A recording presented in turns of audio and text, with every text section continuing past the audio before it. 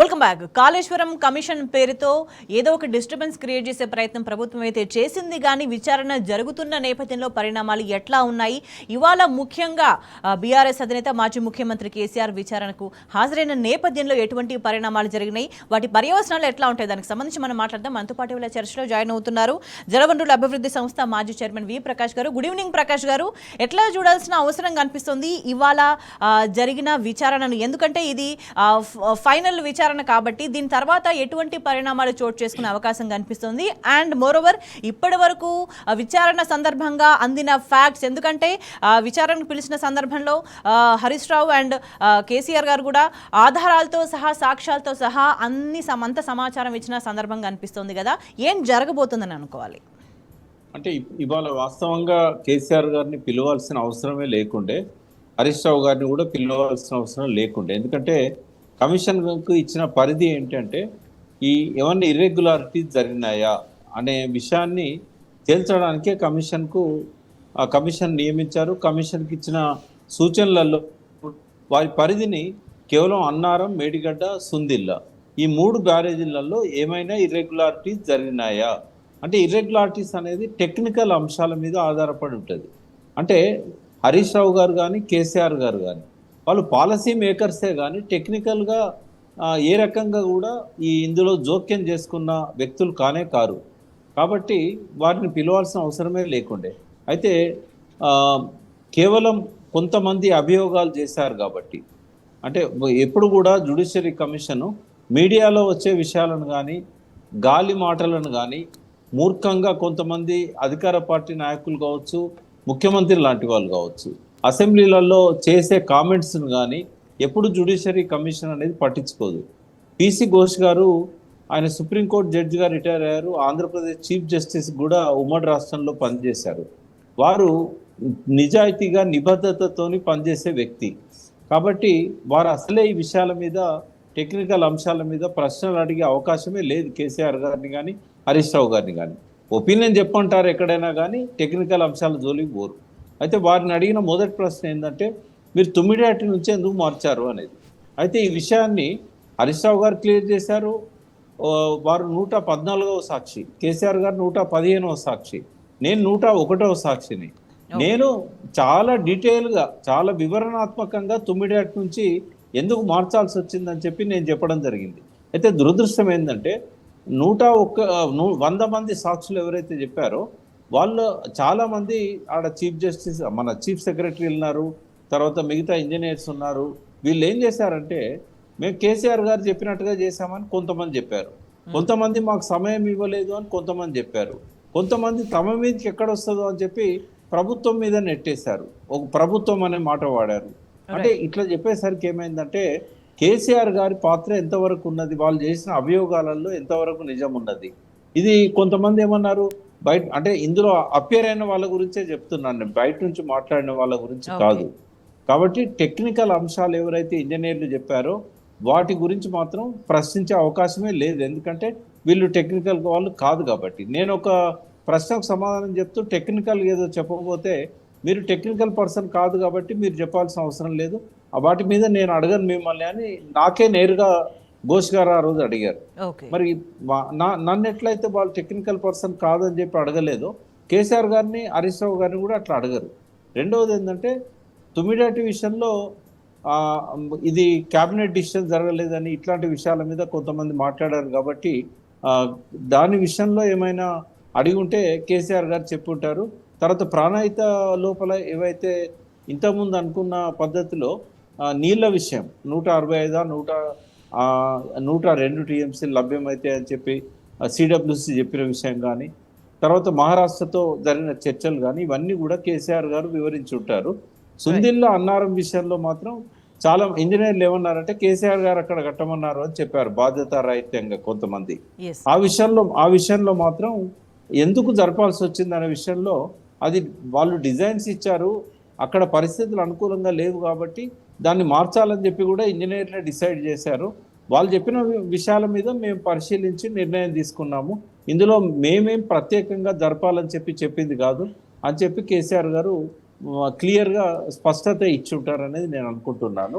తర్వాత మేడిగడ్డ విషయంలో కూడా పియర్ ఎందుకు కుంగింది అనే దాని మీద మీరు ఏమనుకుంటున్నారు అని అడుగుతారు. నన్ను అడిగారు, హరీష్ రావు గారిని కూడా అడిగారు. ఓకే. మీ అభిప్రాయం ఏంది, మీకు ఎందుకు కుంగిందని మీరు అనుకుంటున్నారు అంటే ఆ విషయంలో ఎన్డీఎస్ఏకే స్పష్టత రాలేదు ఇప్పటిదాకా.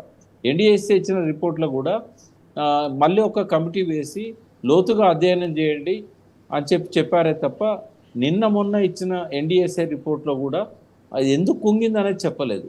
మరి వాళ్ళే చెప్పాల్సిన వాళ్ళు చెప్పలేనప్పుడు, ప్రభుత్వం చెప్పలేనప్పుడు కేసీఆర్ గారు ఏం చెప్తారు, మేమేం చెప్తాము, హరీష్ రావు గారు ఏం చెప్తారు?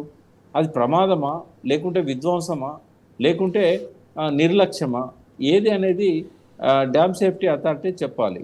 సరే, ఇప్పుడు ఏమైందంటే వాళ్ళు చేతులు ఎత్తేసారు కాబట్టి మన సర్కారు ఏం చేసిందంటే, ఇప్పుడున్న రేవంత్ రెడ్డి సర్కారు కొత్తగా మళ్ళీ కొంతమంది టెక్నీషియన్స్తోనూ కమిటీ వేస్తున్నారు. ఆ కమిటీ ఎప్పుడు రిపోర్ట్ ఇస్తుందో తెలియదు, వాళ్ళు ఏం చెప్తారో తెలియదు. పీసీ ఘోష్ గారు కూడా 7 సార్లు వాయిదా వేయడానికి కూడా కారణం ఏంటంటే ఎన్డీఎస్ఏ ఏమైనా రిపోర్ట్ ఇస్తుందేమో, ఇర్రెగ్యులారిటీస్ బయటకు వస్తాయేమో అని. బట్ ఇప్పుడు ఆయన కూడా హెల్ప్లెస్ అయిపోయాడు. వాళ్ళు ఏం చెప్పినప్పుడు ఆయన టెక్నికల్ పర్సనే కాదు, ఒక జడ్జిగా ఆయన ముందున్న వాస్తవాల మీద విచారణ జరుపుతాడు. ఆయన ముందున్న స్టేట్మెంట్స్ ఎవరెవరు ఏమి ఇచ్చారో దాన్ని ఆధారం చేసుకొని విచారణ జరుపుతారు. కాబట్టి నాకు తెలిసి ఏమి జరగదమ్మా. అది ఏంటంటే కమిషన్ ముందు ఇచ్చిన ఆ 3 బ్యారేజ్లకు సంబంధించి విజిలెన్స్ కమిషన్ ఏదైతే కొన్ని ఆరోపణలు చేసిందో వాటిని కూడా యథాతథంగా జ్యుడిషియరీ కమిషన్ నమ్మదు. ఎందుకంటే డ్యామ్ సేఫ్టీ అథారిటీ వాళ్ళే చెప్పనప్పుడు 17 మంది ఇంజనీర్లను దోషులుగా విజిలెన్స్ కమిషన్ ఎట్లా సూచిస్తుంది? కాబట్టి దానికి కూడా శాంక్టిటీ లేదు విజిలెన్స్ కమిషన్కి. ఎక్కడైతే మొట్టమొదటి నిర్ణయం వెలువడాల్సిందో ఎన్డీఎస్ఏ వాళ్ళే పట్టించుకున్నప్పుడు ఇది ఇట్లాగే కాలయాపన జరుగుతుంది. ఒకవేళ రిపోర్ట్ ఇచ్చినా కూడా, తీర్పు ఇచ్చినా కూడా అందులో ఈ అంశాల మీద ఒక వ్యాఖ్యానం చేసే అవకాశం కూడా కనబడతలేదు. ఎందుకంటే నేను కూడా లా ప్రొఫెషన్ నుంచి వచ్చిన వ్యక్తిగా తన ముందు ఆధారం లేనప్పుడు ఎటువంటి కామెంట్స్ కూడా జడ్జి గారు చేయకపోవచ్చు. రైట్ ప్రకాష్ గారు, అంటే అవకాశవాదంగా ఒక సందర్భాన్ని సృష్టించి అబద్ధాలు చిలవల పలవలుగా ప్రచారం చేయాలి అన్న ప్రయత్నాలు మరి ఈ విచారణ సందర్భంగా అన్ని బెడిసి కట్టున్నాయా? ప్రకాష్ గారు, ఎందుకు ఈ కమిషన్, ఎందుకు ఈ సందర్భం ఏర్పడింది అని అంటే అనేక అబద్ధాలు సృష్టించి ఇవే ప్రజలు నమ్మాలి అని కూడబలుకొని చేసిన ప్రయత్నంలో భాగంగా అనేది ఒక సమాధానంగా వినిపిస్తున్న టైంలో అంటే విచారణ సందర్భంగా అనేక ప్రశ్నలు, ఏ ప్రశ్నలు అయితే లేవనెత్తి ఏవైతే అబద్ధాలు ప్రచారం చేయాలి అనుకున్నారో 1 by 1 స్టెప్ బై స్టెప్ అన్నిటికీ చాలా స్పష్టంగా ఆధారాలు ప్రజల కళ్ళ ముందు కనిపించినాయి. సో ఇప్పుడు ఇక్కడ అబద్ధాలు ప్రచారం చేసే కుట్రలకు తెరపడిందని భావించాలా? ఆ పథకాలన్నీ కూడా బెడిసి కొట్టినాయని భావించాలా? చాలా వరకు ఏంటంటే ఇప్పుడు విచారణ దగ్గర పోయిన హరీష్ రావు గారు బయటకు వచ్చి ఆయన చెప్పిన విషయాలు కానీ, తర్వాత అంతకంటే ముందు రోజు పవర్ పాయింట్ ప్రజెంటేషన్ ఇవ్వడం వల్ల చాలా మందికి అపోహలు అనేటివి తొలగిపోయినాయి. మాలాంటి వాళ్ళని కూడా సోషల్ మీడియాలో కానీ టీవీ ఛానళ్లలో కానీ మేము చెప్తున్న విషయాల వల్ల కూడా చాలా మంది నమ్ముతున్నారు. ఈ ప్రభుత్వము ఈ విచారణ కమిషన్ వేయడానికి మెయిన్ కారణం ఏంటంటే కాలయాపన. అంటే ఎంత కాలం అయితే ఇది నలుగుతూ ఉంటుందో జనం ముందు కేసీఆర్ గారిని దోషిగా చిత్రించే ఒక ప్రయత్నం అనేది జరుగుతూ ఉన్నది. ఇది ఒక కుట్రమ్మ. ఎందుకంటే వాళ్ళ దగ్గర మేడిగడ్డ కట్టాలనే ఆలోచన లేదు. అంటే దానికి కేవలం మనం ఏదో బడ్జెట్లో డబ్బులు లేవని అనుకోవడం తప్పు. ఎందుకంటే మేడిగడ్డ ఎల్ఎన్టీ వాళ్ళే కడతామన్నారు, ప్రభుత్వానికి రూపాయి ఖర్చు కాదు. మరి 2 రబీ పంటలకు కూడా నీళ్ళు ఇవ్వలేని పరిస్థితి ఎందుకు వచ్చింది అంటే, ఇదివరకేమో నీళ్ళ కోసం తెలంగాణ కోసం కొట్లాడినాం మనం. తెలంగాణ వచ్చినాక నీళ్ళని ఎట్లా రాబట్టుకోవాలని చెప్పి ఆంధ్ర పాలకులు ఏం చేశారంటే, కత్తి ఆంధ్ర ఉంది, పొడిసేది మాత్రం మనోడే అని కేసీఆర్ ఎప్పుడు చెప్పేవాడు ఉద్యమ కాలంలో. ఇప్పుడు రేవంత్ రెడ్డి తెలంగాణలో పుట్టిన కానీ ఈ కత్తి అనేది ఆంధ్ర చంద్రబాబు చేతిలో ఉన్న కత్తి. ఇది ఆ ఇరిగేషన్ అడ్వైజర్ను చంద్రబాబు నియమించిండు. చంద్రబాబు తానే అంటే నా తందాని అంటున్నాడు. ఇవాళ గోదావరి డెల్టాలో నీళ్ల కోసము మేడిగడ్డను ఇవాళ రిపేర్ చేయట్లేదమ్మా. ఎందుకంటే గత 3 సంవత్సరాలు మేడిగడ్డ పనిచేసిన రోజులు ఆ డెల్టాలో ఏంటంటే కొంత పంటలకు నీళ్లు సరిపోలేదు. ఎందుకంటే వాళ్ళకు స్టోరేజ్ లేదు. పోలవరం అనేది పూర్తయ్యేదాకా వాళ్ళకు కావాల్సిన నీళ్లు మేడిగడ్డ నుంచి పోవాల్సిందే. కాబట్టి ఇంకొక 3 ఏళ్ళు కూడా ఈ 5 ఏళ్ల కాంగ్రెస్ పాలనలో మేడిగడ్డ కంప్లీట్ చేయరమ్మా. ఎందుకంటే ఎన్డీఎస్ఏ కూడా ఏం చెప్పింది, 18 నెలలు రిపోర్ట్ దగ్గర పెట్టుకొని మళ్ళీ మీ ప్రభుత్వమే నిపుణుల కమిటీని వేయండి అని చెప్పింది. అర్థం లేని మాట అది. మరి ఈ ప్రభుత్వం ఏం చేస్తుంది, నిపుణుల కమిటీ పేరుతో మళ్ళీ కాలయాపన చేస్తున్నది. అంటే ఇంకా 3 ఏళ్ల దాకా రైతులు ఎవరు కూడా రబీ పంటలు తెలంగాణలో వేసుకోవద్దు, మేడిగడ్డను రిపేర్ చేసే ఆలోచన ఈ రేవంత్ రెడ్డి ప్రభుత్వానికి లేదు. దాని వెనకాల చంద్రబాబు కుట్ర ఉన్నదనేది మాత్రం మనం గమనించాలి. దీంతో పాటు బీజేపీ కుట్ర కూడా ఉంది. ఎందుకంటే మేడిగడ్డను రిపేర్ చేస్తే ఇచ్చంపల్లి ప్రాజెక్ట్ అనేది సాధ్యం కాదు. ఎందుకంటే వాళ్ళకి ఇచ్చంపల్లి కావాలని ఉంది, కావేరీకి లింక్ చేయాలని ఉంది. నాగార్జున సాగర్లో ఇచ్చంపల్లి వాటర్ను కలిపి కుడి కాలువను పెంచుకొని బనకచెర్లకు తీసుకుపోవాలని ఉంది. ఇవాళ మనల్ని సక్సెస్ఫుల్ గా డైవర్ట్ చేయడానికి ఏం చెప్తున్నారు, పోలవరం నుంచి తీసుకుపోతామంటారు. అది మొదటి దశ. రెండవ దశ నాగార్జున సాగర్ కుడి కాలువను 33,000 క్యూసెక్లు అంటే 1 టీఎంసీ ఇప్పుడు పోతున్నది, 3 టీఎంసీలో తీసుకుపోవడము. నాగార్జున సాగర్ నీళ్ళను మనకు దక్కనియకుండా గోదావరి నీళ్ళు తెస్తారో తేరో తెలియదు, కానీ వచ్చే కృష్ణా నీళ్లను మళ్ళీ ఒక పోతిరెడ్డిపాడుగా నాగార్జున సాగర్ను మార్చి మళ్ళీ బనకచెర్ల అంటే పోతిరెడ్డిపాడు కింద ఉండేది, అక్కడ నుంచి నీళ్లు రానప్పుడు ఇక్కడి నుంచి తీసుకుపోవాలనే కుట్ర అయితే జరుగుతూ ఉన్నది. కాబట్టి రేవంత్ రెడ్డి ఇంకొకటి కూడా చేస్తున్నాడమ్మా, అందరు గమనించాలి. ప్రతిసారి ఒక ఇంపార్టెంట్ అకేషన్ వచ్చినప్పుడల్లా ఏదో ఒకటి క్రియేట్ చేస్తున్నాడు. ఇలా కేసీఆర్ గారు విచారణ పోతుంటే అందులో పనిచేసిన నూనె శ్రీధర్ మీద ఒక బట్టగాల్చి మీదేసి ఆయన దగ్గర నోట్ల కట్టలు దొరికినాయని చెప్పి, ఏ విజువల్లో నోట్ల కట్టలు దొరికినట్టు లేదు, అక్రమాస్తు ఉన్నట్టు లేదు, కానీ కావాలని రేడ్ చేశారు. అంతకుముందు హరీష్ రావు గారు పోయే ముందేమో ఎన్నడో మార్చిలో వచ్చిన విజిలెన్స్ కమిషనర్ రిపోర్ట్ను అప్పుడు బయటికి తీసుకొచ్చి, మార్చిలో వచ్చిన దాన్ని జూన్లో బయటికి తీసుకొచ్చి హరీష్ రావు గారు పోయే ముందు అది పేపర్లో ఫ్లాష్ చేసి మీడియాలో ఫ్లాష్ చేసి 17 మంది ఇంజనీర్లను సస్పెండ్ చేయాలని చెప్పేసి, అంటే అందరూ అవినీతి పరులే, దానికి హరీష్ రావు కేసీఆర్ బాధ్యులని చెప్పడానికి. అంతకుముందు వరంగల్లో పెద్ద సభ జరిగినప్పుడు అంతకంటే ముందు రోజు అప్పుడు ఒకటి క్రియేట్ చేశారు, ఎవరు, హరిరామ్ మీద దాడి అదే రోజు జరుగుతుంది. అంటే తెలంగాణలో ఏదన్నా ఇంపార్టెంట్ ఈవెంట్ కేసీఆర్ సైడ్ నుంచి జరుగుతున్నది అని అంటే ఎవరో ఒక ఇంజనీర్ మీద బట్టగాల్చి మీదేయడం, అక్రమ ఆస్తులు అనడం, బినామీలు అనడం. చుట్టాలలో ఎవరికి ఆస్తున్నా కూడా బినామీ అవుతాడమ్మా. ఇప్పుడు మా చుట్టాలకు ఆస్తున్నాయి, నాకు బినామీలు అవుతారా వాళ్ళు?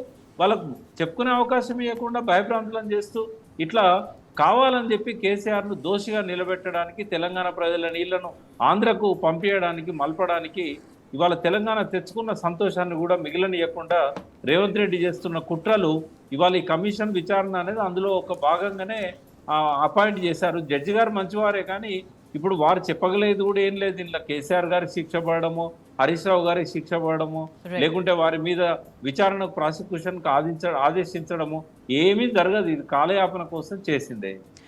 రైట్, థ్యాంక్ యూ ప్రకాష్ గారు. అంటే అల్టిమేట్గా ఇందులో చాలా క్లియర్గా అటెన్షన్ డైవర్షన్ అనేది చాలా ప్రధానంగా కనిపిస్తుంది.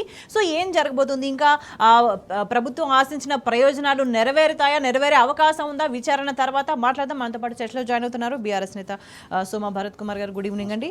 భరత్ గారు, ప్రభుత్వం చాలా ఎక్స్పెక్ట్ చేసింది, అంటే కమిషన్ పేరుతో ఏ విధంగా కమిషన్ ముందుకు తీసుకొచ్చినామనో, ఏదో దోషిగా నిలబెట్టినామనో, లేకపోతే ఇంకా వాళ్ళ జైలుకి పంపిస్తామనో, ఇంకోటో రకరకాలుగా ప్రయత్నం చేసింది. కానీ ఇవాళ విచారణ అనంతరం అంటే ఎటువంటి పరిణామాలు చోటు చేసుకునే అవకాశం కనిపిస్తుంది? అంటే ప్రజలకి గతంలో కంటే మరింత స్పష్టత వచ్చింది ఈ నేపథ్యంలో.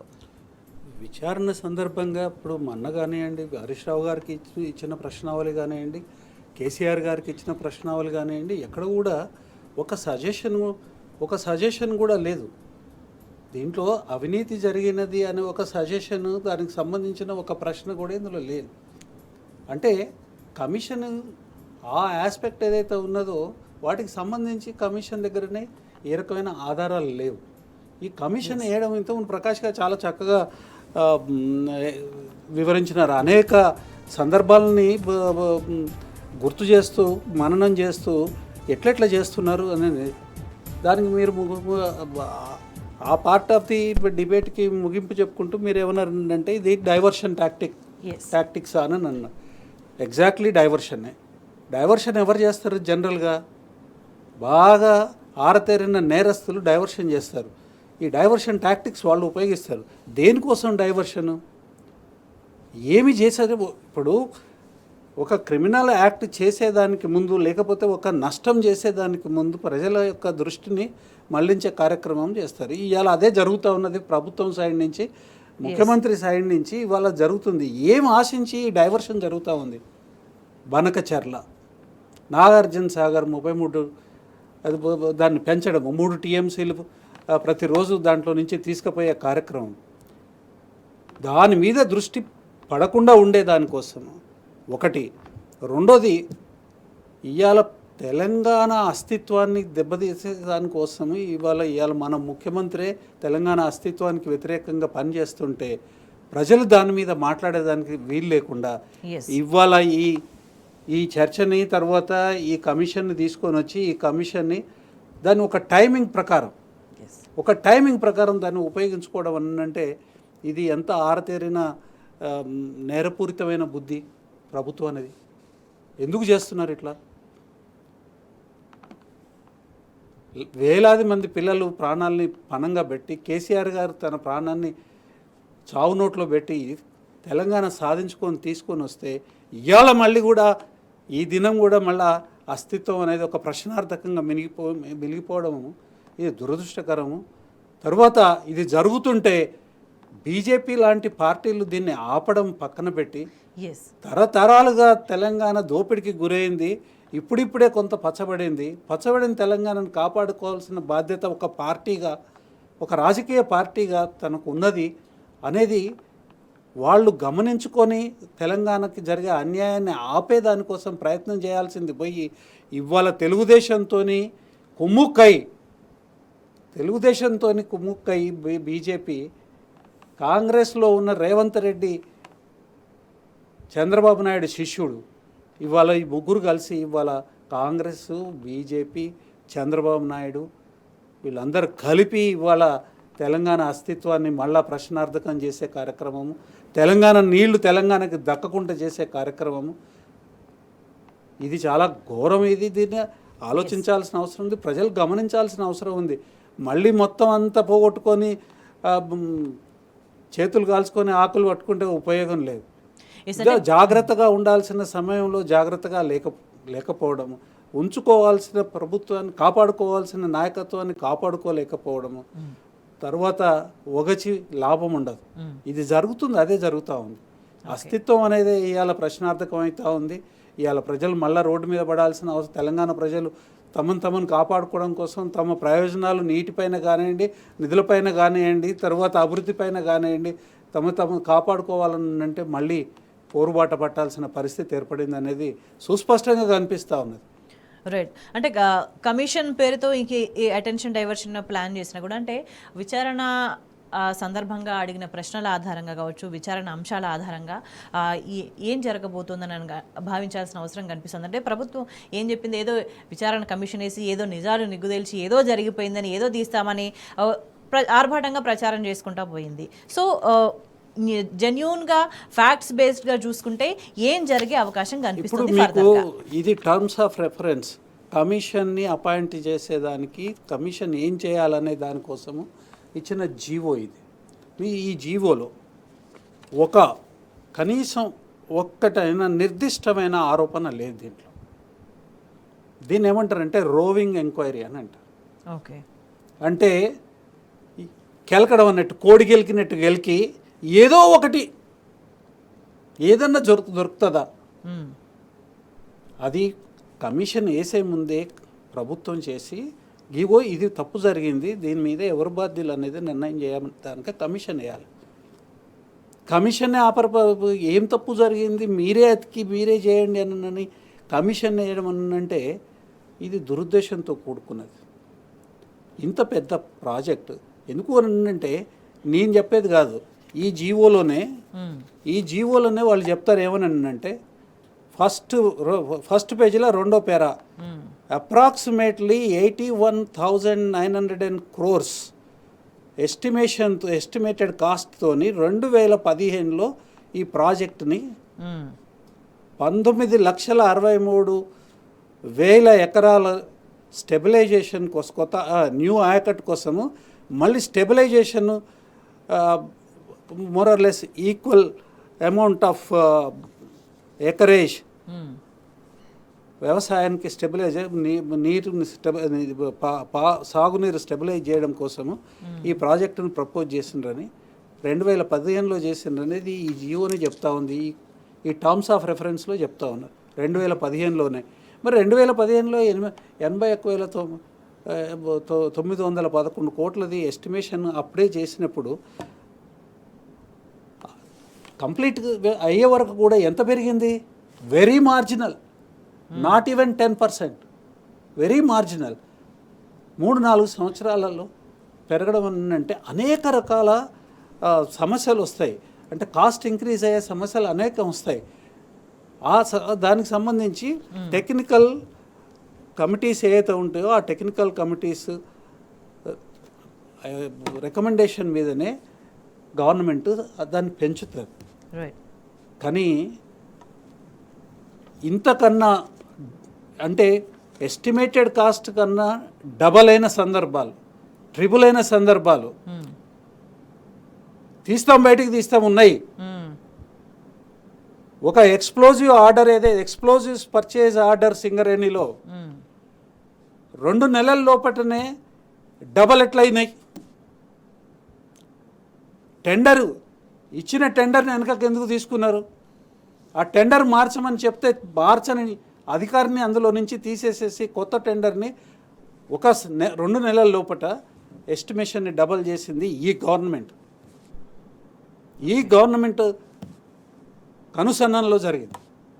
అట్లాంటివి అనేక ఉన్నాయి. ఇవాళ అసలు టెండర్ లేకుండా పనులు జరుగుతూ ఉన్నాయి. టెండర్ లేకుండా సొంత వాళ్ళకి పనులు ఇచ్చుకుంటున్న సందర్భం. టెండర్లలో గోల్మాల్ జరిగింది, అడ్డగోలుగా చేసినారని చెప్పి కంప్లైంట్ ఇస్తే పట్టించుకొని వైనం. అమృత్ స్కీమ్ కింద ఏదైతే టెండర్లు ఫైల్ అయినాయో వాటికి సంబంధించి కేటీఆర్ గారు కంప్లైంట్ ఇస్తే ఆ కంప్లైంట్ని ఇవాళకి బీజేపీ ప్రభుత్వం పట్టించుకోవట్లేదు. ఫండ్ సెంట్రల్ గవర్నమెంట్ది, చేయాల్సిన బాధ్యత వాళ్ళది. ఎందుకు చేయట్లేదు అని అంటే బంకచెర్ల నుంచి నీళ్లు కిందకు తీసుకుపోవాలి, గోదావరి నీళ్లు సాగర్లోకి గోదావరి నీళ్ళు వస్తాయనే పేరు మీద సాగర్ కుడికాలను వెలుపు చేసి సాగర్ని ఖాళీ చేయాలి, కావేరీకి తీసుకుపోవాలి. మన తమిళనాడు ఎన్నికలలో ప్రచారం చేసుకునే దానికోసం వాళ్ళ రాజకీయ లబ్ధి కోసం ఇవాళ బీజేపీ చేసే కుట్రకి ఇవాళ రేవంత్ రెడ్డి ప్రభుత్వం సహకరిస్తుంది. కాబట్టి రేవంత్ రెడ్డి ప్రభుత్వం మీద ఏ రకమైన ఆరోపణలు చేసినా ఇవాళ బీజేపీ పట్టించుకోవట్లేదు. అంటే ఎవరిని బలి చేస్తూ ఉన్నారు? బీజేపీ, కాంగ్రెస్, తెలుగుదేశం వీళ్ళందరూ కలిసి బలి చేసేది తెలంగాణ ప్రజల్ని. చాలా స్పష్టంగా కనిపిస్తా ఉంది. అల్టిమేట్గా అంటే ఇప్పుడు మీరు మెన్షన్ చేసిన అంశాల ఆధారంగానే చూసుకుంటే అంటే ఏ అంశాలు తేల్చడానికి కమిషన్ వేసింది అనే ఒక నిర్దిష్టత, స్పష్టత లేని సందర్భంలో అంటే జనరల్గా జనానికి క్లియర్గా అర్థమయ్యే భాషలో చెప్పాలంటే అసలు ఏమీ లేదు, పెద్ద మనుషులు పిలిచి ఏదో ఒకటి పంచాయతీ చేయవే అన్నట్టుగా ఉందా? చాలా క్లియర్ అర్థమయ్యేటట్టు చెప్పాలి అని అంటే ఇప్పుడు నేను కమిషన్ మీద ఆరోపణలు చేయాల్సిన అవసరం లేదండి. కమిషన్ని ప్రభుత్వం వేస్తుంది. కమిషన్కి చైర్మన్గా జడ్జిలని హైకోర్టు రికమెండేషన్తోనే అపాయింట్ చేస్తారు. అపాయింట్ అయినాడు ఆయన పని ఆయన చేస్తాడు.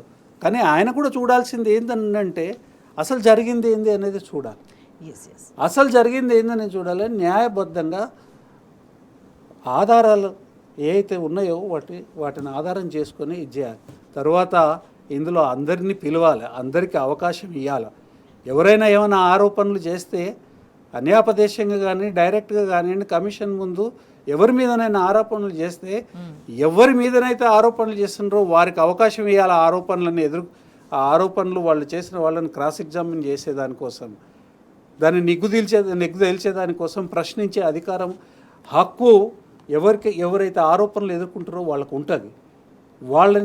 వాళ్ళకి అవకాశం ఇవ్వాల్సిన బాధ్యత కూడా కమిషన్కి ఉంటుంది. ఇవాళ కమిషన్ పని చేస్తుందా లేదా అని కమిషన్ వాళ్ళే దాన్ని రివ్యూ చేసుకోవాలి. ఆ పని చేయకపోతే ఆ కమిషన్ చేయాలి. తర్వాత ఇది పబ్లిక్ కమిషన్. ఈ కమిషన్ ఆఫ్ ఎంక్వైరీస్ యాక్ట్ కింద వేసిన కమిషన్ ఈ కమిషన్ పబ్లిక్లో నడవాలి. ఇది ఇన్ కెమెరాలలో నడిచేదానికి వీల్లేదు. తర్వాత ప్రజల్ని అలో చేయాలి కమిషన్ దానికి వినేదానికోసం. నువ్వేం అడుగుతున్నావు, వారు ఏం చెప్తున్నారు, ఎందుకంటే పబ్లిక్ సంబంధించిందనే కదా, మీరే కదా వేసింది, 4 పేజీల జీవోతోనే వేసినారు. కాబట్టి నిష్పక్షపాతంగా ఫెయిర్గా కమిషన్ ఎంక్వైరీ జరగాలి. జరుగుతుందని ఆశిస్తున్నాం. జరగకపోతే ప్రశ్నిస్తాం. అంత ఈజీ ఇదేం లేదు. ఒకవేళ పద్ధతి ప్రకారం జరగలేదు అనుకోండి, ఏ పద్ధతుల ప్రకారం జరగాలి, ఏ పద్ధతుల ప్రకారం జరగలేదు, కోర్టులు ఉన్నాయి, క్వశ్చన్ చేసేదానికి హక్కు ఉన్నది. కాబట్టి ఎవరైనా సరే వారి బాధ్యతని రాజ్యాంగ పరిధులలో, చట్ట పరిధులలో బాధ్యతాయుతంగా నిష్పక్షపాతంగా చేయాలి. కమిషన్ ఆ పని చేస్తుందని ఆశిస్తా ఉన్నాం. రైట్, అంటే అల్టిమేట్గా తెలంగాణకి నష్టం జరగకూడదు, తెలంగాణ ప్రజలకి నష్టం జరగకూడదు అనేది ప్రధాన ఉద్దేశంగా కనిపిస్తుంది. భరత్ గారు, దురదృష్టవశాత్తు తెలంగాణకి సంబంధించి తెలంగాణ ప్రభుత్వానికి ఉన్న ఉద్దేశాలే అంతర్గతంగా వేరు. వాళ్ళు ప్రజలు నమ్మాలి అని అనుకుంటున్న అంశాలు దానికి భిన్నంగా ఉంటాయి, ప్రజలు మేము చెప్పింది నమ్మాలనుకునే అంశాలు భిన్నంగా ఉంటాయి. అంటే ఈ కాళేశ్వరం కమిషన్ విచారణ ఈ సందర్భంగా ఫ్యాక్ట్స్ అని ప్రజలకు తెలిసిపోయిన తర్వాత, ప్రజలకు చాలా క్లియర్గా అర్థమైన తర్వాత ప్రభుత్వం పరిస్థితి ఏంటి, ఏదో చేద్దాం అనుకున్న రేవంత్ రెడ్డి అండ్ గ్యాంగ్ కావచ్చు, సహకరిస్తున్న బీజేపీ కావచ్చు, వాళ్ళ పరిస్థితి ఏంటి? ఏదో చేద్దాం అనుకునే అంత అపసవ్యంగా వాళ్ళు ఏం ఆలోచన చేయలేదండి. వాళ్ళ చెత్త పని చేయాలని అనుకున్నారు, అది సవ్యంగా చేయాలనుకున్నారు. కాకపోతే ఏంటంటే చెత్త పని చేయాలనే ఉద్దేశమే చెడ్డ ఉద్దేశం. ఆ చెడ్డ ఉద్దేశం ఏదైతే ఉందో ఫలించదు, మరి ప్రజాక్షేత్రంలో అసలే ఫలించదు. ఏమి జరగలేదని చూపించాలనేది వాళ్ళకి తెలియదా ఇక్కడ జరిగిందని? కాళేశ్వరం ప్రాజెక్టులో ఏం జరిగింది కాంగ్రెస్ పార్టీకి స్పష్టంగా తెలుసు. వాళ్ళు నటించదలుచుకున్నారు ఏం జరగలేదని చెప్పేదానికోసం. కానీ ఎట్లా మభ్యపెట్టగలుగుతారు ప్రజల్ని? అన్ని చోట్ల అన్ని సమయాలలో మభ్యపెట్టడం సాధ్యమయ్యే విషయమేనా? ఎట్లా మభ్యపెడతారండి? 3 బ్యారేజీలు, 15 రిజర్వాయర్లు, 19 సబ్స్టేషన్లు, 21 పంప్ హౌజులు, 203 కిలోమీటర్ల సొరంగాలు, 1531 కిలోమీటర్ల గ్రావిటీ కాలువలు, 98 కిలోమీటర్ల ప్రెషర్ మెయిన్స్, 141 టీఎంసీల నిల్వ చేసే రిజర్వాయర్లు. మరి ఇవన్నీ దేనికి 530 మీటర్ల పైకి నీటిని తీసుకొచ్చి 240 టీఎంసీల నీటిని మొత్తం వినియోగించే వ్యవస్థ కళ్ళ ముందు కనిపించకుండా మాయం చేసేదానికి వీళ్ళు ఏమన్నా గంధర్వులా ఏమన్నా? లేకపోతే దేవతలైతే కాదు, కానీ రాక్షసులు అయితే మాత్రం ఖచ్చితంగా రాక్షసులు వీళ్ళు. ప్రజల పట్ల నిర్దయతోని ఒక మహా ప్రాజెక్టుని, గొప్ప ప్రాజెక్టుని తీసుకొని వచ్చి ప్రజలకు ఉపయోగిస్తుంటే దానిని మధ్యంతరంగా దాన్ని ఆపేసేసి కావాల్సుకొని ఆ 1-2 పిల్లర్లు ఏదైతే కూలిపోయినాయో వాటిని రిపేర్ చేయకుండా ఇవాళ రైతులని అష్టకష్టాల పాలు చేస్తూ ఉన్నారు. ఈ అష్టకష్టాల పాలు చేసి రైతుల దృష్టి అంతా దీని మీద ఉంచేటట్టుగా చేసి అసలు నీళ్లు మొత్తాన్ని కిందకు తరలించే కార్యక్రమం ఇవాళ ఆంధ్ర ప్రాంతానికి, తర్వాత మద్రాస్కి అంటే తమిళనాడుకి తరలించే కార్యక్రమము బీజేపీ, కాంగ్రెస్, రేవంత్ రెడ్డి గారు కలిపి ఇదంతా చేస్తుంటే ఉద్దేశం అది తెలియదని కాదండి. వీళ్ళకి అన్ని విషయాలు తెలుసు, కాంగ్రెస్కి అన్ని విషయాలు తెలుసు, ఏం జరిగింది అంతా తెలుసు. ఎందుకు తెలియదండి? వీళ్ళ ఎంపీలు లేరా పార్లమెంట్లో? వీళ్ళకి చదువు రాదా? కళ్ళు లేవా? ప్రపంచం ప్రచార మాధ్యమాలలో ఎంత గొప్ప ప్రాజెక్ట్ కింద డిస్కవరీ ఛానల్ ఈ ప్రాజెక్ట్ని గొప్ప ప్రాజెక్ట్ కింద మాట్లాడింది. అమెరికాలో మాట్లాడుకున్నారు ఇంత గొప్ప ప్రాజెక్ట్ అని. తర్వాత ఈ ప్రాజెక్ట్ అత్యంత తక్కువ సమయంలో జరిగింది. కేంద్ర మంత్రులు మాట్లాడారు, గడ్కరీ గారు మాట్లాడారు, పార్లమెంట్లో నీటిపారుదల శాఖ మంత్రి ఆయన ఒక సింగ్ వారు కూడా మాట్లాడినారు. తర్వాత ఇదే రేవంత్ రెడ్డి ప్రశ్న కూడా వేసినాడు, అవినీతి జరిగింది అంటే జరగలేదని చెప్పి పార్లమెంట్లో సమాధానం వచ్చింది. ఇవన్నీ జరిగిన తర్వాత ముఖ్యమంత్రికి తెలియదు అనేది అది ఎంత చాలా విడ్డూరమైన విషయం అది. అంటే ముఖ్యమంత్రి మంత్రులు వాస్తవాలు దాచిపెట్టి నటించదలుచుకున్నారు.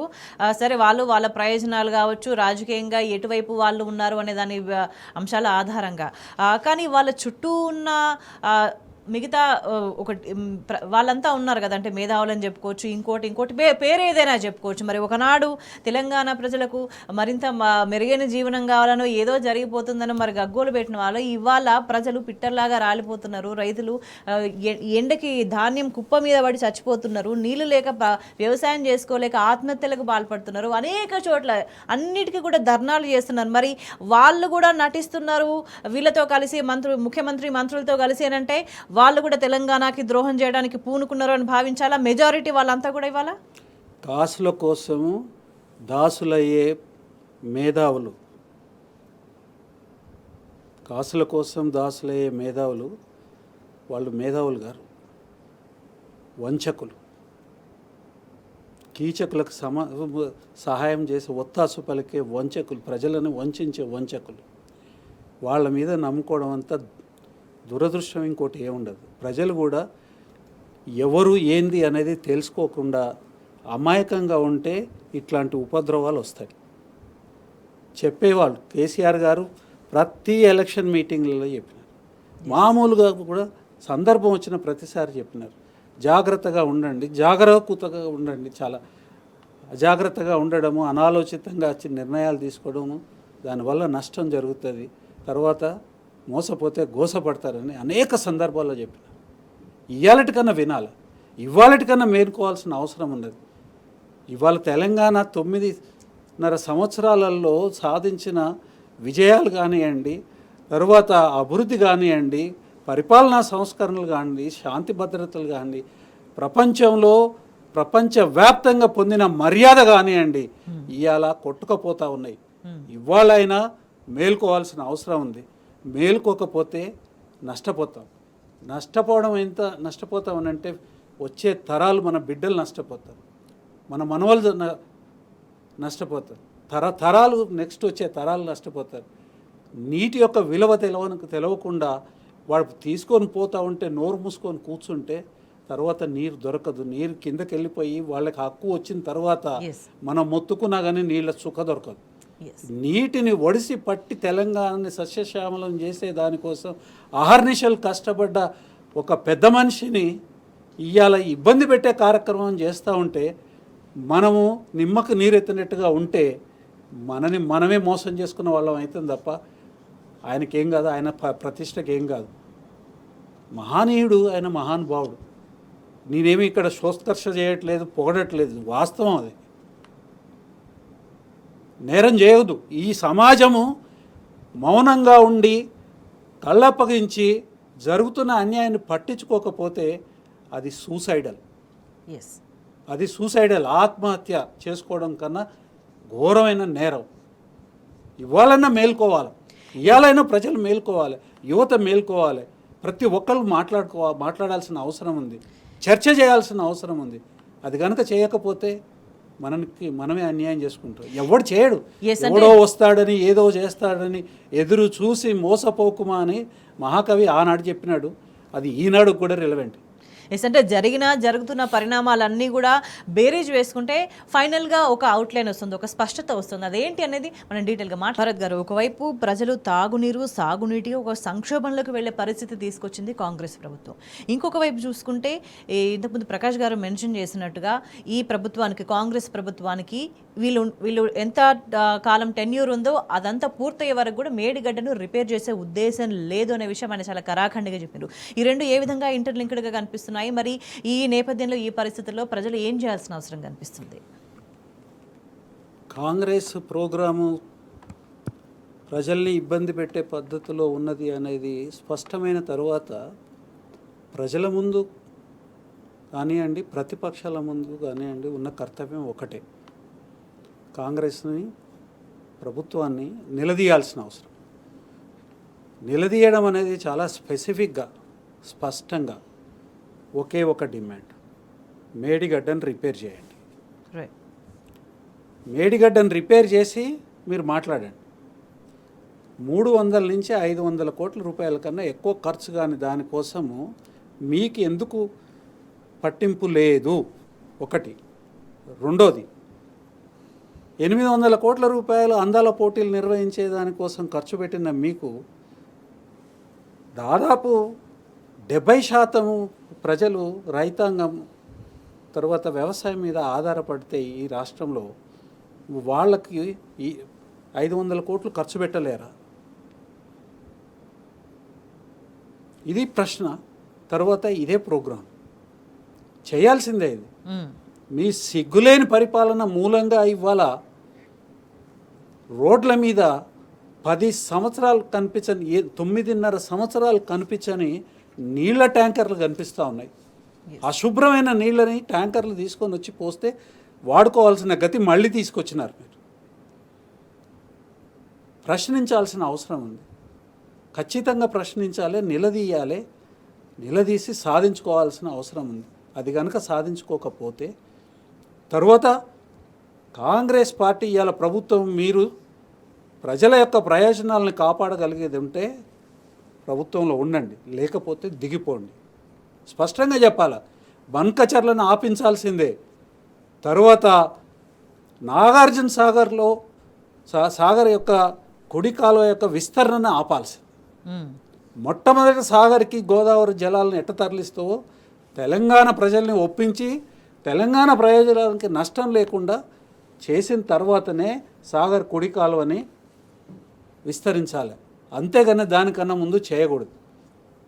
ఈ ఎజెండా తీసుకొని పోవాల్సిన అవసరం ఉన్నది. లేకపోతే తెలంగాణ ప్రజలకి భవిష్యత్తు అనేది చీకటిమయమవుతుంది, శూన్యమవుతుంది. భవిష్యత్ తరాలకి మనం నష్టం చేసిన వాళ్ళం అవుతాం. మన పిల్లల భవిష్యత్ తరాలని మనమే మోసం చేసిన వాళ్ళం అవుతాము, గొంతు కోసిన వాళ్ళం అవుతాం. కాబట్టి ప్రతి యువకుడు, ప్రతి రైతు మేధావి కావాల్సిందే. ప్రతి యువకుడు, ప్రతి రైతు, తర్వాత ప్రతి ఒక్కరు తెలంగాణలో ఇవాళ పోరాటానికి సిద్ధం కావాల్సిన అవసరం ఉంది.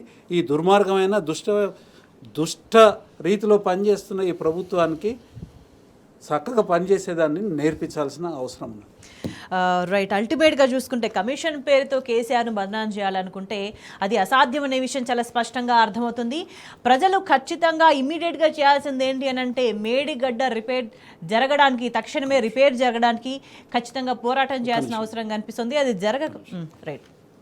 కేసీఆర్ గారిని అప్రతిష్ట చేయాలి, కేసీఆర్ గారిని బదనాం చేయాలనే కార్యక్రమం కాంగ్రెస్ పార్టీ కనుక చేసినా, బీజేపీ చేసినా సూర్యుడి మీద ఉమ్మేసినట్టుగా మీ ముఖం మీదనే పడుతుంది. ఎవరు చేసినా కానీ వాళ్ళ ముఖం మీద పడుతుంది.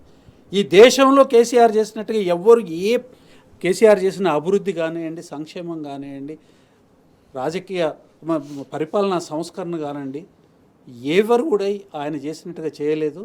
ఆయన మీద ఏదైనా దుమ్ము పోయాలని అంటే ఆ దుమ్ము మీ కళ్ళలో పడుతుంది, గ్యారంటీ. అది అల్టిమేట్గా ఒక స్పష్టత ఏంటంటే తెలంగాణలో ప్రజలు మళ్ళీ బాగుండాలి అని అంటే మళ్ళీ పోరాటం తప్పదనేదే చాలా క్లియర్గా ఉంది. చర్చలో పాల్గొన్నందుకు భరత్ గారికి ధన్యవాదాలు. That's all for state.